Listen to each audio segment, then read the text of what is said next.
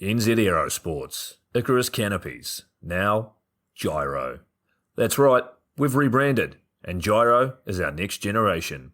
It honours our founder, as that's the name we knew him by, but Jyro also marks the start of a new chapter. And not to be biased, but it's going to be fucking epic. Long story short, we're more us than ever, so if you're new to the sport, or even a Sky God Ninja Turtle, welcome. I think our valiant leader Lucy, Jyro's daughter, says it best. And we still got that fuck yeah attitude. Rebrand! Woo! Rebrand woo indeed, Lucy. Anyway, head over to Jyro.com for more info and get amongst your legends. I was 19, broke, unemployed, and sold my girlfriend's canopy for drug money. So I thought I better sew her a new one. What a sentence, and what a story. This describes the humble yet outrageous beginnings of NZ Aerosports, the home of Icarus Canopies, in the words of our founder himself. From getting a paratrooper toy from his mom, watching parachutes at the DZ as a 6-year-old, jumping off the wharf with a parachute made from bed sheets, doing his first jump at 16, sewing his first canopy on a borrowed machine at 19, and starting to sell parachutes out of a garage in 1986, Paul Jyro Martin had an undying love for the sky. Our company started with one man with the wildest of spirits and a true blue sky dream, a renegade. In the time that Jyro created and ran the Icarus Canopies brand until he passed away in 2017, he pushed everything he had to its limits. We miss him, and we always will. Jyro is the next generation of NZ Aerosports. It honors our founder, of course, because it was the name we all knew him by, but Jyro the rebrand also marks the start of a new chapter, our next jump. Jyro is the space between sound and silence, art and science, chaos and calm. Jyro is a state of epic tranquility that transcends understanding. That moment, in the door, in free fall, mid-swoop, where nothing but the present exists. A perfect balance of euphoria and thrill. Jyro captures our passion for flying and our commitment to designing break-the-fucking-rules canopies that deliver pilots pure, wild flight. Coming straight from the cockpit, it's another episode of Lunatic Fringe with the fucking pilot.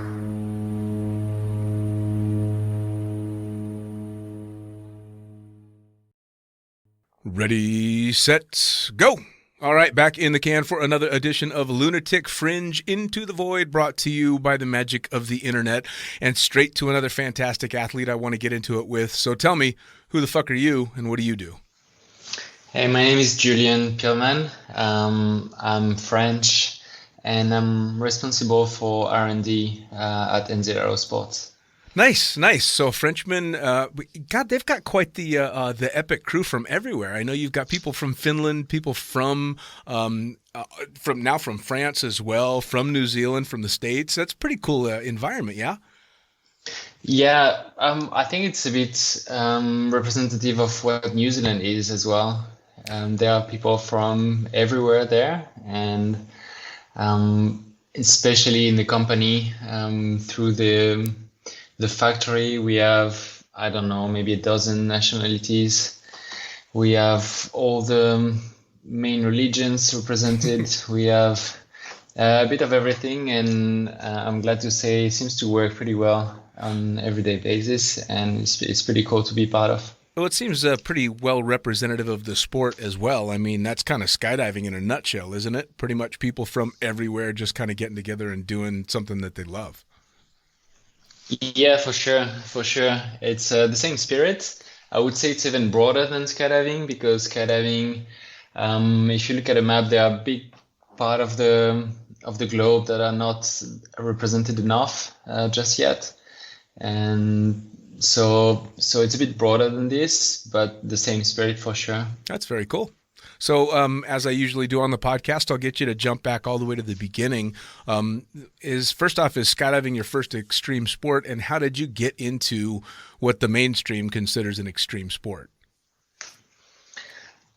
Yeah, I don't think I'm really doing any other extreme sports, or I've done in the past. I went through a lot of different sports, from windsurfing, skiing, climbing, ocean swimming, but I don't think any of them is really considered extreme. Well, I suppose that depends on who you ask, right? Yeah, for sure. And as for skydiving, I started, I think the brother of my girlfriend at the time, when I was 17, took me for a tandem. He was skydiver himself in the army, and as a fan jumper as well. And it must have been for my birthday, so maybe my 18th birthday, not sure anymore. And then I loved it like many of us did. I was a bit too young, didn't have the money to do anything with this, but when I picked my engineering school a few years later, I picked one that was subsidizing skydiving. So first thing I did is I managed to be president or responsible of the skydiving club in the school. Oh, wow. And then it's just an admin work, and it's not much. It didn't mean much, but it gave me the opportunity to jump much more than the subsidy was allowing for. We were playing a bit with numbers, and people who were giving up, we were writing them down as still active. So we were taking their subsidies, and just like this, I jumped for a few years for, I think it was €9 for a jump, which for a student is really a game changer. Yeah. Because it's a time of your life where you don't have much of money, and if you can have a lot of fun for a reasonable price, well, you give it all. So I like how you just very politically correctly said that you basically embezzled your way into skydiving. That's pretty good, man. I'm sure most of us had to find ways. It's an expensive sport, but also a really addictive one. So I'm sure there are a lot of people who did a lot of weird shit to keep jumping. I was a fucking stripper. See, I was a Las Vegas stripper for many, many years to pay for my time in the sport. So hey, I'm right there with you. Now, you said a boyfriend of your sister or someone brought you out to make that first jump, but was it something that you had thought of before, or was it just kind of a, hey, we're going to go do this, do you want to tag along? I honestly don't really remember, but I guess I was fascinated by him being a skydiver, and by the video he probably showed us. And so, I think I had this, I really wanted to do it anyway, but as most of us, I think I thought about doing it once, and that's something you need to do in your life, Sure. I didn't expect it to be such a big part of my identity now. Well, yeah, I mean, you were in school finding, shall we say, creative ways to finance your skydiving career. At what point did it click and you're like, all right, I'm going to school to study these things, but my heart's not in it? Or was that what happened? Well, fortunately, what I was studying was aeronautical engineering. So, so you're a rocket scientist. Yeah, more or less. But I wasn't attracted that much towards space, or also was finding a bit unfortunate that a lot of the jobs were in the military, which I was not really attracted to neither. And so I don't know, I guess I tried to find other ways to use the skills I was learning, but it didn't come straight away. There were a few different steps and a lot of chance for this to happen, I guess. So you're in school getting your aeronautical degree, and you're Yes. skydiving and flying parachutes and stuff. So at what point are you going to school and looking up at the cloth wing above your head and starting to put this practical knowledge you're learning in college and look up and go, hey, I kind of see what's going on here? Well, there were a few internships that we had to do at school. And if I remember well, there was one like the second year, and it was just for summer. And I tried to apply with few different manufacturers. I remember sending my resume to PD, for example, but never got any answers. So I left that on the side for a while. And it's more at the end of my studies. I did an internship in sail design in Auckland, in New Zealand. So yeah, I kind of gave up on working in the skydiving world at this point. I was really happy to be in the sailing industry, which is also really exciting. Sure. And then I wanted to stay a bit longer in New Zealand because my internship was during the winter. And after spending 6 months in more or less winter in New Zealand, I still had 6 months visa. So I really wanted to stay longer to enjoy the summer and to see a bit more. So I was really looking for a job just to spend a few months. And I've heard in the sailing industry, someone talking about this parachute manufacturer that was in Auckland and that I didn't know of, actually. I knew the brand, I think, at the time, but I had no idea it was in New Zealand and just next to me at this point. So I gave them a call, I think every day for like a week. And then they were telling me, I just wanted to visit the factory. I was just curious. I wasn't really thinking at a job or anything at this point. And so I was calling them every day and they were always telling me, yeah, you can come visit, but maybe tomorrow it's going to be better. And I kept calling and calling. And at some point, I guess they gave up a little bit. They said, yeah, come now. And I think they wanted Jyro to be around. Yeah. So Jyro, I don't know if everybody has heard of him. He was the founder of NZ Aerosports and passed away a few years ago now. And he was really passionate man. So I guess they wanted him to be around when I was coming to visit.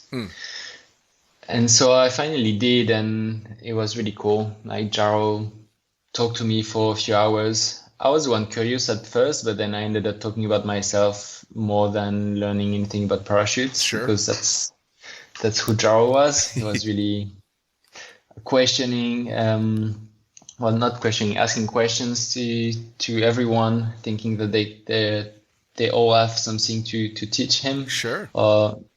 So I ended up showing all the softwares I was using and everything I was doing during my internship and all that, and he was quite interested. So well, now there's a lot of parallels in sailing and skydiving in regard to the technology and the design of the sails that they're using and these foils that they use now. And I mean, a lot of that kind of goes hand in hand, doesn't it? Yeah, all of this is linked. Like if you look at a sail, a foil, a wing on a plane, a parachute, they're all pretty much the same. It's just the shape that creates some lift that we use in different ways. Sure. And it's funny, in New Zealand, I was lucky enough to spend a winter in the States, summer over there, jumping in Paihia in the Bay of Islands when they were still landing on the beach there. And it was, of course, the perfect place to meet people that did all the sailing stuff. The sailing club is just right there. And we became really good friends with people that had come and jumped with us, and we got invited to do these Friday evening sailing races back and forth. And I had zero experience with sailing. I had no idea what was going on. And to be honest, I got on it thinking, this isn't going to be much.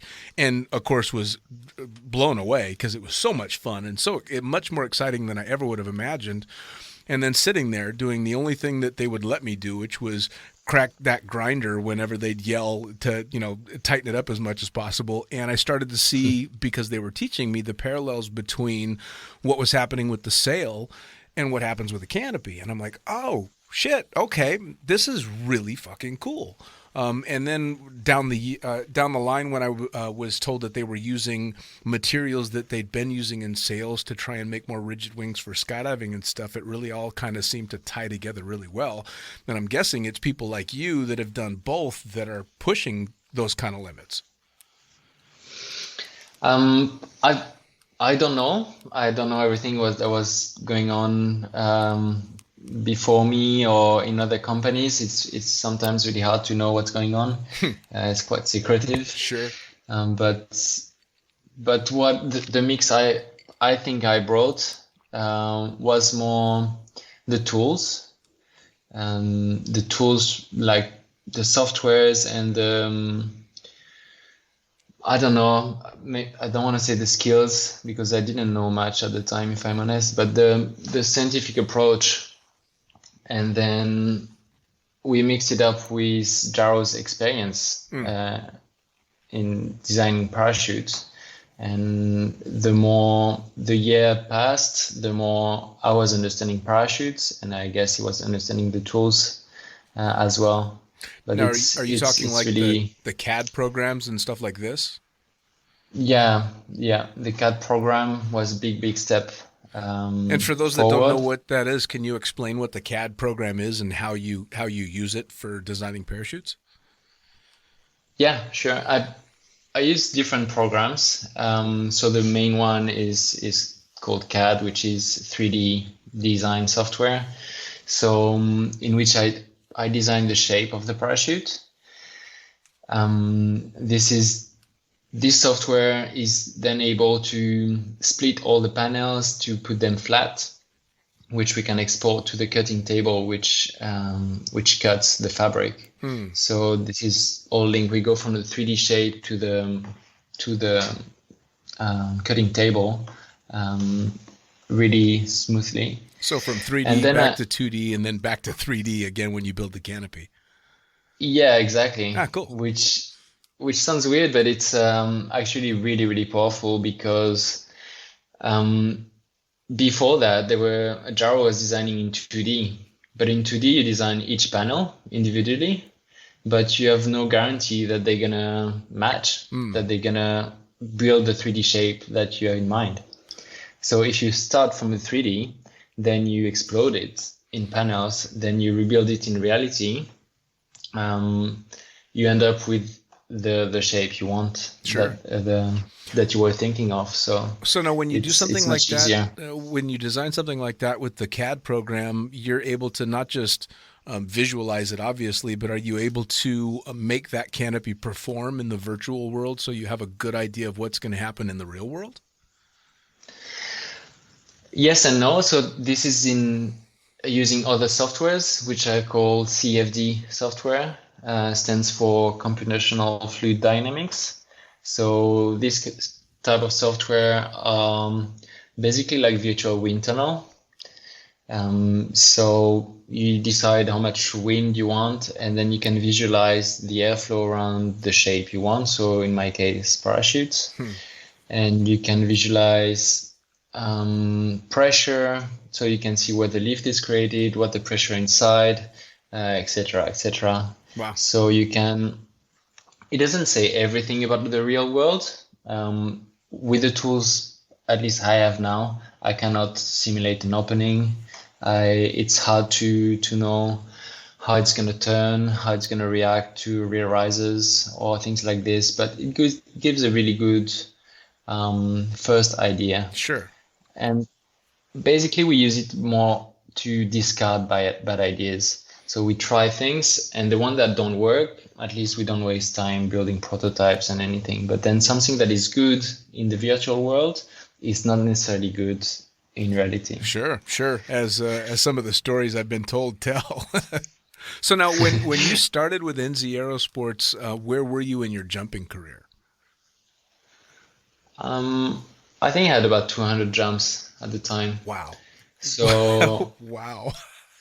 so yeah, I arrived in this company where everybody has I don't know how many thousand jumps, and they've been to world meets and they've been test jumping, which for me is like uh, unthinkable. Right. Me And too. I've never looked inside my parachute, and I didn't know there were crossboards in the ribs. I didn't know what a cross brace canopy was, Right. and so I really didn't know much at this time. But I certainly had a passion for it, and I wanted to know more.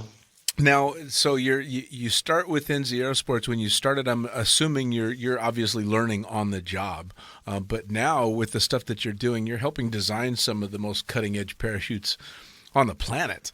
Did you see that coming? I mean, was that a goal you were aiming for, or did you just wake up one morning and go, "Holy shit, look what I'm doing"? Yeah, more of the second option, really. I, at first.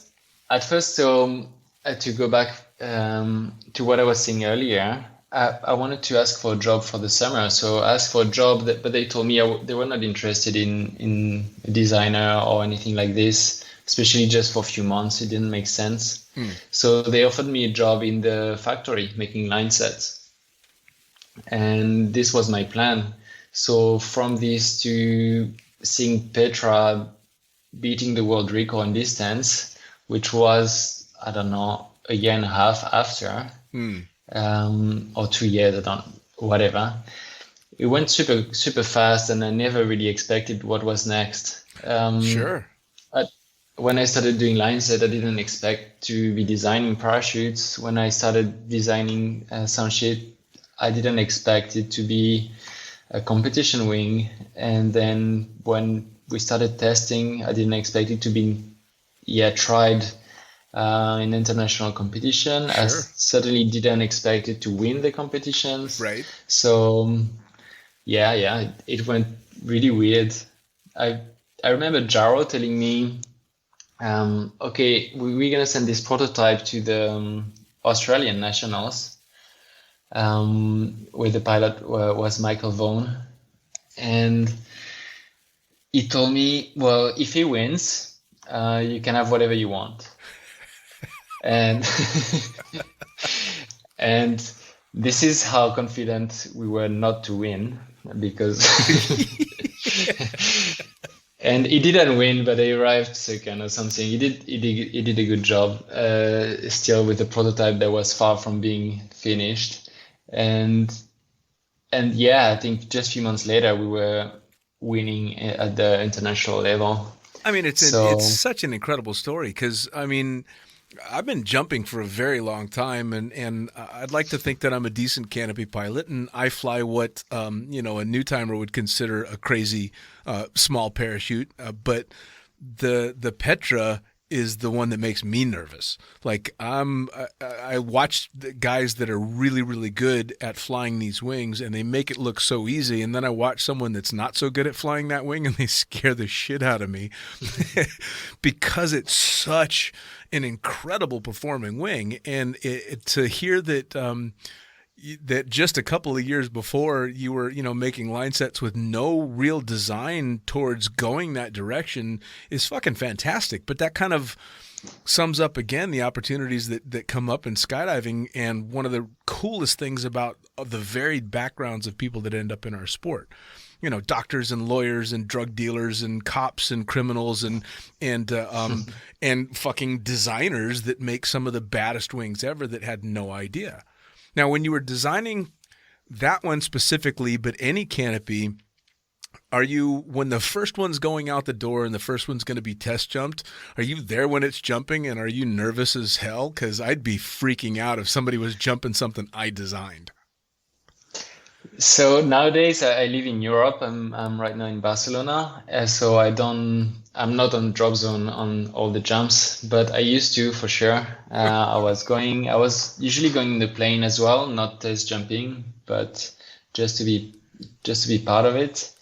And we used to go every Wednesday. I think Wednesday was dedicated to test jumping, and at the time there was no dedicated test jumpers. So it was Attila, who is the general manager. It was friends, it was people on the drop zones, and we're just going to jump all day long on Wednesday. And yeah, of course, I was nervous, but I think I didn't know enough to be really nervous. I thought that these guys, they know what they're doing. It's in their hands. I just provide an idea and they deal with it. Sure. Right now I know enough to know that nobody knows. Which is, I was lucky enough to be able to talk to both Attila and Chris Stewart, who are test jumping the wings that you're designing, and which there's no way in hell I could ever do that job. There's just, I don't have the stones for that kind of work. But was there like a company thing that like somebody's buying beer if this shit happens or if that shit happens? I mean, especially because I know so many of the people that work for your company and they're all skydivers and they're all very cool, very down-to-earth people, no pun intended. You guys must have a shitload of fun with it as well as taking things extremely seriously. So I'd imagine after a good day of test jumping, you guys must you got to let your hair down a little bit, I'm sure. Yeah, totally. I think these days were called, Jyro was calling it debrief and cocktails. So after, when we were coming back from the drop zone, we had a van and he was like with the chili bean full of beer, drinking on the way back to the factory. And then usually we're spending the whole evening or night at the factory watching videos. Sure. And drinking far too much. And yeah, it was really cool moment. Really cool moment. So now when the Petra was really being developed and you guys had a good idea of what you had on your hands, obviously a lot of it is coming down to the little itty bitty things. But when the Petra was first coming out, were there a bunch of different designs that ended up becoming the Petra, or were you guys kind of nailing it right out of the gate? A bit of both. Right now I'm trying to design the Petra 2, and I realize how lucky we've been on the Petra 1 because it's a bit hard to do better. Right. Well, for me, I'm sure there are many ways to do better, but I didn't find them yet. But yeah, it's in a way we've been lucky, and we came up really quickly with something really good. But it was a really special. We were calling the Summer of Love. So it was what I was talking earlier, like this meeting between the tools I knew how to run and Jyro's ideas.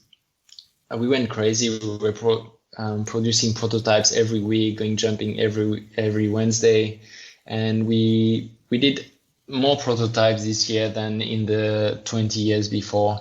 Wow. In the company, because Jyro had all these ideas in his head that he never had the opportunity to design because he didn't have the tools. And so he was like, yeah, can you try this? Can you try that?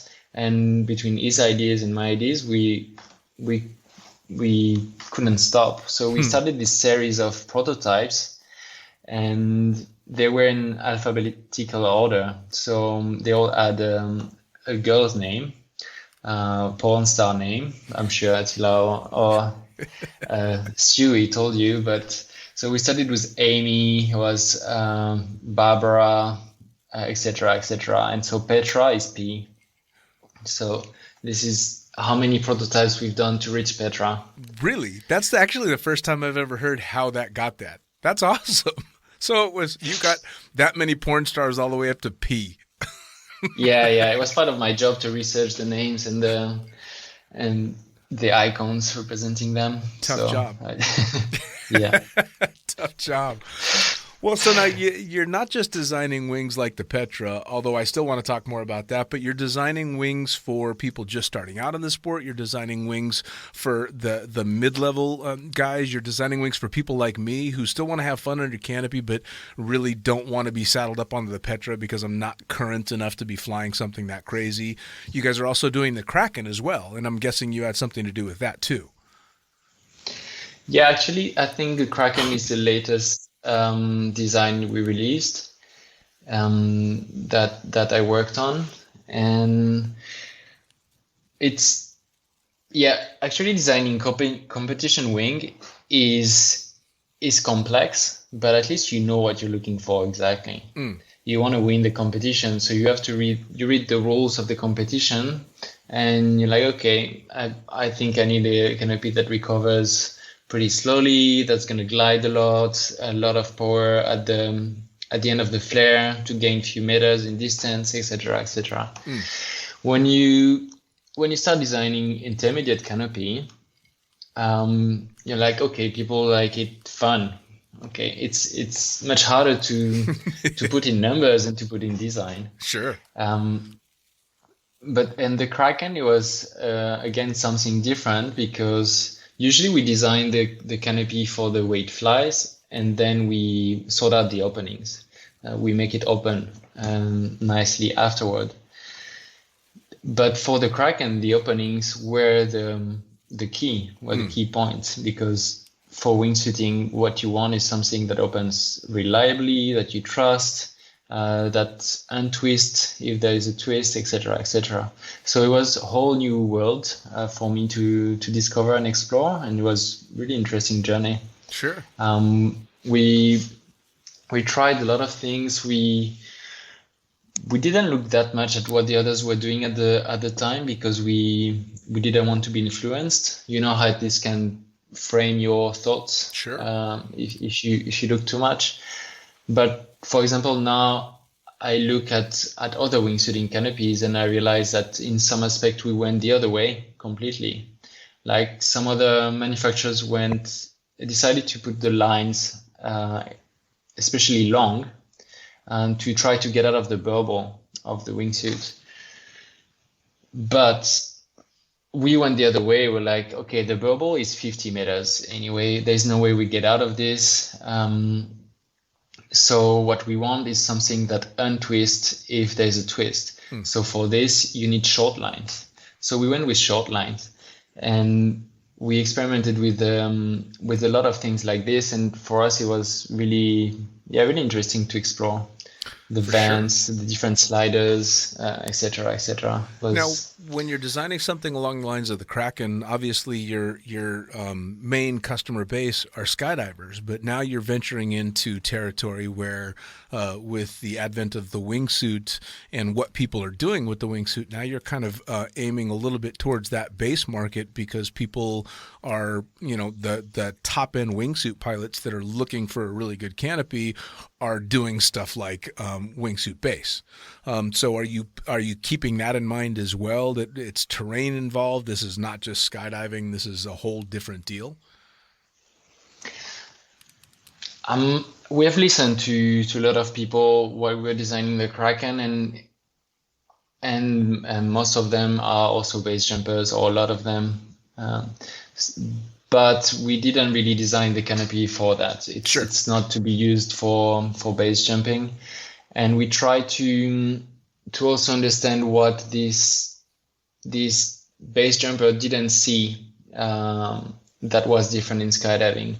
So for example, from our experience, we needed canopies that last long enough, because base jumper, they're gonna do, I don't know, they're going to do a few dozen jumps a year, or for the most dedicated, maybe 100, but you need to hike up every time. Sure. So it takes time. It's something that takes your afternoon to go to a jump. I'm not a base jumper myself, so I'm not going to pretend to know these spots really well, but sure. When you have a plane, you're on a drop zone, you can do 8-10 jumps a day. You can go every weekend. You can go every season. So you tend to do much more jumps. And so we wanted a canopy that lasts long enough, like our other canopies, at least 2,000 jumps. When the base jump canopies, they are made out of fabric that is not coated, for example, and that doesn't last as long. So we tried to add our touch to something that is originally really close to the base jumping world, but try to adapt it to real skydiving world. Well, and am I mistaken, or the Kraken's also considered a low pack volume parachute as well? Yeah, no, you're not mistaken. Now, what was the mentality behind that? The idea is that for wingsuiting, you want a bigger canopy than normally. because it can open a bit more weirdly, and you don't have your arms free straight away to deal with any shit that can happen. So usually wingsuiter, they want a bigger canopy, but not everyone can afford to have two set of gear. So we wanted something that can fit in your free flying container, but with few extra sizes. So the way we achieved that is, this is why it took us so long to release the Kraken, is because we wanted a canopy that lasts longer, not a base jump canopy, but also we wanted it to pack smaller. So we have explored many fabrics, and we have tested it in laboratories. We have developed, at least with 3 fabric manufacturers, we have developed a fabric that is light but coated with silicone. So it's a light zippy. It's not a F111. And then the fabric manufacturer, some of them decided it wasn't worth it. They didn't want to do it anymore. So they let us down. We had to redevelop the fabric with another one, etc. So it took us years to get this compromise that we were looking for. And I think we succeeded. So it was worth the wait. For sure. Well, for sure. Well, and I know that it's been, at least as I watched stuff like wingsuiting develop, it became what canopy can I get away with doing this? And then obviously it became more and more specific, and you'd see people either with multiple rigs or borrowing rigs, which I've never been a fan of borrowed rigs. So it's nice to see that someone can interchange things back and forth and use, a much bigger canopy than what they might be ordinarily jumping. Now, how much smaller does it pack? Like, what's the normal pack volume for a Kraken as compared to a cross brace? Compared to a normal canopy, like a non-cross brace, I think it's about 15-20% smaller.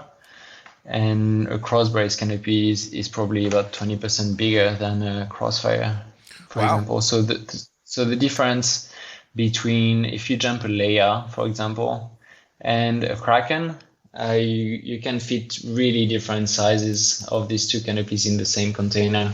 For sure. Well, that's cool.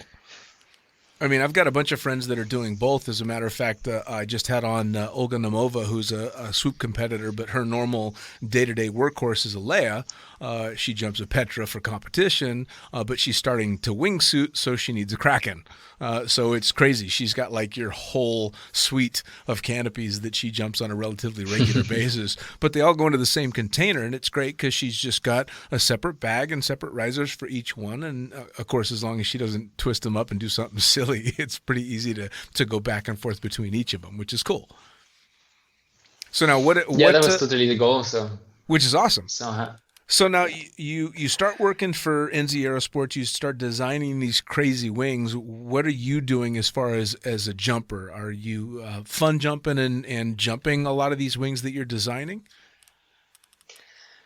I'm jumping as much as I can, but I've always tried to resist the temptation to work on the drop zone, because it's already my work during the week. Sure. So when I go to the drop zone, I want it to be about me having fun and not really not trying to earn money on the weekends as well. So I'm happy I did resist this temptation, and it makes the jumping a bit slower, of course. So I make maybe 100, 150 jumps a year, fun jumping.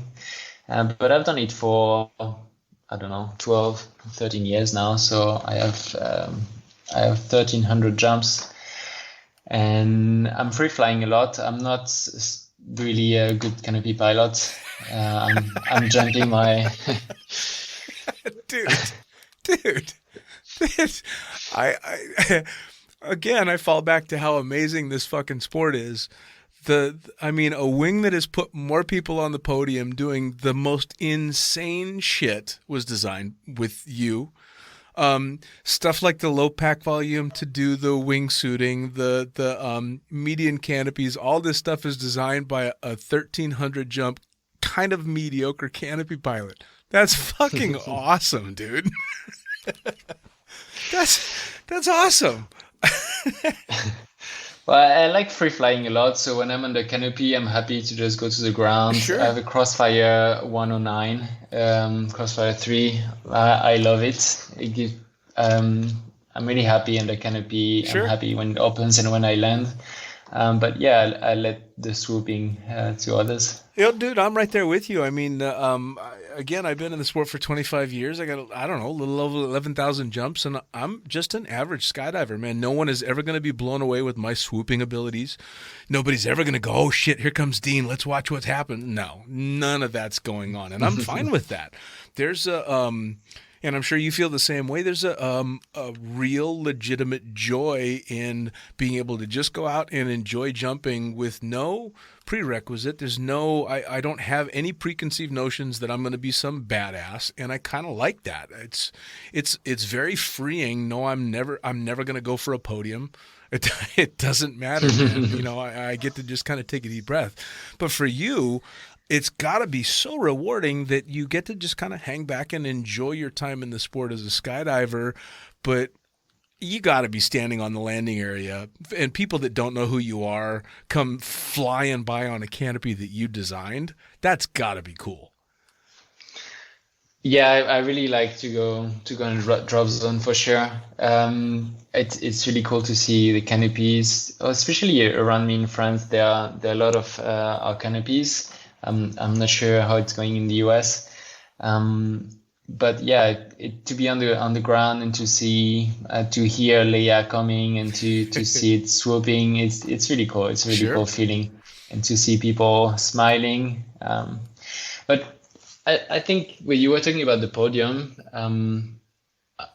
I mean, it's cool. People want to compete. It's really cool too. But for me, this sport is so cool in itself, like jumping out of a plane, falling at 200 or 300 kilometers an hour toward the ground, the space, the freedom, the fresh air you can feel. I don't need to compete. It's a sport I think that is just enough in itself. Sure. Well, no, I feel the same way, and it's. I suppose there are some parallels. I used to take great pleasure in the fact that being a tandem instructor or a camera flyer, you know, I worked in the sport for many, many years doing exactly that, throwing drogues and shooting videos. And on a much smaller scale, I would watch these people walk away from the drop zone with a big smile on their face and having had this incredible experience. And even though they're never going to remember my name and they'd never be able to pick me out of a crowd, I got to do something for them that they'll never forget. But you get to kind of do that on an even larger scale that most people are never going to know who you are. They won't recognize you on the drop zone, but they're getting this incredible experience out of the things that you're helping design. And I'd imagine you've had a hand in, the canopies for thousands and thousands of jumpers. Did you do any stuff in regard to the tandem canopies? No, I've never worked on the tandem parachute. Well, then I won't thank you for all the good openings I've had on their tandem canopies. No, that was before my time. I think only one prototype of a tandem. But then at the time we didn't have all the proper gear to test it. Now we have sandbags and everything, but at the time they were not sure how to test it, so they had me to go as a passenger to test it. And I don't know, I think I had like 600 jumps at the time, and I never got that scared in skydiving. Really, to go back to doing a tandem after a few hundred jumps by yourself is really frightening. Oh, it's terrifying. Yeah.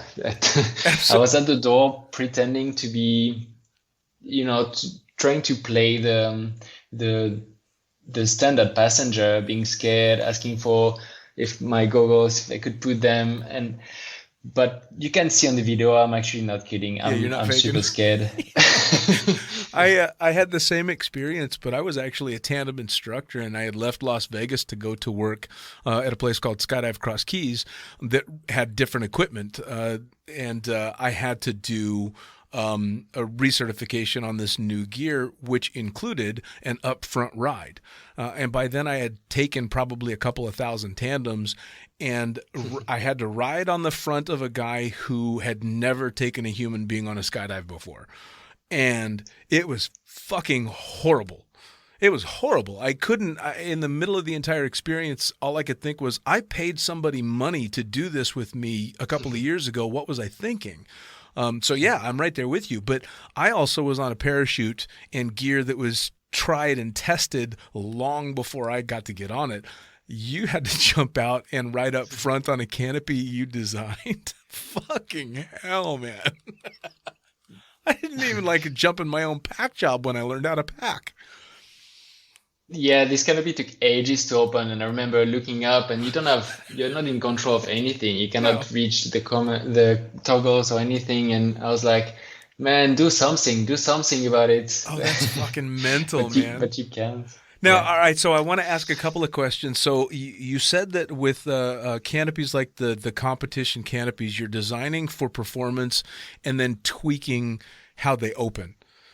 How do you tweak an opening on a canopy? I've always wondered that. How do you design an opening? Because although my mind can easily handle the aerodynamics involved in a parachute in flight, I can't wrap my head around the aerodynamics of a parachute that's opening. I mean, I know what the slider does and I know how the nose works to some degree, but how do you tweak an opening by designing? I guess this part is still more of an art than a science, but there are few parameters you can play with. We're playing with the brake setting, can be deeper or shallower. The brake configuration, where you attach the brakes, can influence the opening as well. Then the slider, and its shape or size can also help. And then if none of this works, we go back to the initial design, trying to change the nose, the inlets, the air intake of the parachute. So if it's not opening fast enough, we can redesign the inlets a bit bigger, play with the size of the crosspots inside the canopy as well. Well, because I know, especially as an old cameraman, I was flying cameras when they were still fucking basically bricks strapped to your head. So having a soft opening was really, really important. But the canopies hadn't quite gotten there yet. You know, I mean, you were still talking about canopies that, 1 out of every 50 times was going to knock your shoes off. But of course, as an arrogant camera flyer, you assume that the way you pack the parachute is the golden way and you've got this perfect way. But I always just kind of assumed it was kind of a bit of a toss of the dice that eventually you're just going to get the shit kicked out of you. But from what I hear, especially in regard to like the Leia and the Leia specifically is what I've been told has just stellar openings. And I'm assuming that's just design. Yeah, I think what's really important, and I realize more and more with the years in the sport and doing this job, is having a really, really good team of testers, test jumpers. Sure. They are the one who are telling me if the opening is good or not, and if they are good at what they're doing, if they're demanding as well. Sure. If they keep complaining, it pushes us to do better and better, and to not say like, okay, this is good enough, let's put it on the market. But no, if they come back to drop zone always saying, no, I think we can do better, and keep pushing, then we end up with a great product. There's no other way. Sure. I mean, because especially when you're putting something out for mass production that's going to be used in the way that we use these things, a canopy can't rely on a packing trick to open well. It's got to be able to open pretty consistently, whether it's being, meticulously packed or packed in a big rush. There was always the joke that the trash packs open the best, and my joke was, I'd trash pack it. A good soft opening is basically 2 seconds from a cutaway, which is probably not the greatest way to look at how you should be opening the parachutes. But I could never find any rhyme or reason, so you can't just put something out on the market that's going to maybe be okay, because not everybody's very meticulous with their packing, or, God forbid, you've tossed it on a packing mat with someone who has been slammed all day with pack jobs and they're 10 hours into their shift. Chances are you're going to get a slightly messier pack job. I mean, so please keep designing the living hell out of those openings. So now, where do you see this all going? Because you said you're working on the Petra too, and you kind of alluded to this fact in the beginning. Where do you go from there? I mean, fuck. How much better is a wing going to get? Well, thanks for me. It's a really small industry, so it's not like the aircraft industry where you have, I don't know. I worked for a year for Airbus, and you have, I think, only in Toulouse 7,000 engineers working all day on the next aircraft, which is going to happen in 10 years. This industry is tiny, so I don't know, but there are a dozen designers, and there's not a lot of money, so we cannot use all the best tools, which means it's not easy every day, but it also means that there's a lot still to be discovered, Sure. To be explored, to be tried. So it's super exciting. There's like so much to be done, and I'm sure we can go much further. We can change the design 10 more times before getting bored of it. Well, I mean, it's I stopped long ago saying there's nothing left to come because I've even just in my time in the sport, I've seen so many changes, but I've been lucky enough to have conversations with guys like Bill Booth, who, you know, have seen it come from the very beginning. And so you hear the stories of the gear that they were flying and Army surplus stuff all the way to, you know, now. I have no idea what comes next. And especially with only a dozen or so designers. And, you know, obviously you said you guys are pretty secretive because you're all trying to come up with the best design. So I'm guessing there's not a lot of collaboration between companies. No, and most of them are working in the military, which is by definition really secretive. So it's really hard to know what the others are doing, and the biggest companies are actually designing exclusively for the military. So there's no way to know what they're working on and what tools they're using or anything like this. So we have to work with what we see, and yeah, every time I meet other designers, you know, there's this conversation about we want to share, like there's just so many people who are doing this job on the planet. We want to say everything, but we don't want to say too much. And it's really fun. Usually after a few drinks, everybody talks a lot more and start to say everything they're working on, and they become skydivers. Yeah, exactly. Yeah, I'd say a few beers at the bonfire, people are going to start to loosen up a little bit. It's got to be, I mean, I'm trying to put myself into your headspace, but it's got to be so rewarding, especially because your part of the industry is so small and so by its very nature secretive.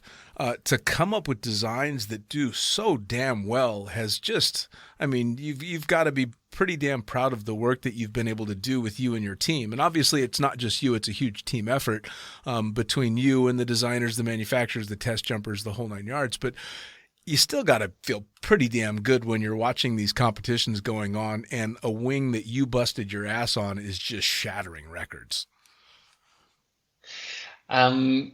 Well, thanks for the kind words. I do feel really lucky that I was given this opportunity, that I got to meet Jyro, who was really open, really the least arrogant man in the industry, and who gave me the opportunity to try something. And I think there are thousands and thousands of people who could have design the canopy I design. It's a matter of a lot of luck, good timing, and meeting some cool people along the way. So yeah, I feel mainly lucky.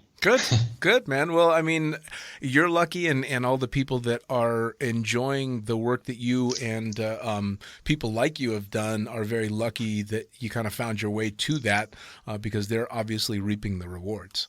Now, speaking of, how do people track down the stuff that you're doing? How are they going to find out where new stuff is coming out? What's the website? What's the social media stuff? Where do they go to find out what's coming next? Well, at the moment, I'm only working for NZ Aerosports, so everything is happening on nzaerosports.com. This is a great website. We've been working on it for years now. And we have a blog. I think our Facebook page is really active. We have dedicated Facebook groups, Kraken Kingdoms for the Kraken pilots, Petra people, Leia lovers, where you can share the love and information about the canopies. We have Instagram, we have everything. I'm not communicating myself too much directly. But I'm on Facebook. You can find me on Facebook if you want to send me a message or ask me anything. Awesome. You can find me. Yeah. Awesome. Well, I'm definitely a big fan of the social media and the public presence of NZ Aerosports. Obviously, we're working together now as well, and I can't help but love a company that has "fuck yeah" as their motto. I mean, come on. It's a very cool company, and it's a very cool opportunity to sit down and talk to you and hear about a little bit of the behind the scenes stuff that goes into all the dramatic stuff that we get to see on a daily basis and kind of take for granted on the drop zone. So, man, I cannot thank you enough for taking the time to sit down with me and tell me a little bit about your time in the sport. Well, thank you. It was great to meet you, and I really hope we can meet in person and have a beer one day. Yeah, someday. You know, it's a small sport in a small world, so fingers crossed, and hopefully, as COVID hopefully gets more and more under control, that's a possibility. Take care of yourself. Thank you. You too. Well, there you have it. Another episode of the Lunatic Fringe podcast, brought to you as always by, well, wait, not as always, actually. Brought to you now by Jyro.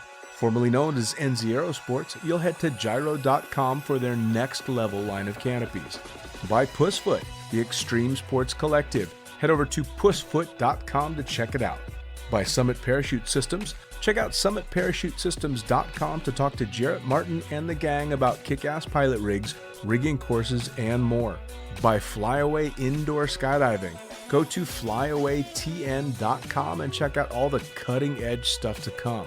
By Pure Spectrum CBD, head to purespectrumcbd.com to check out their wide range of CBD products.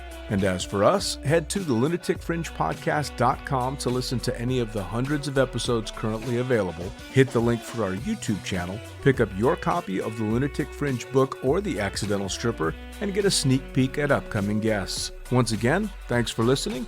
We'll see you next time.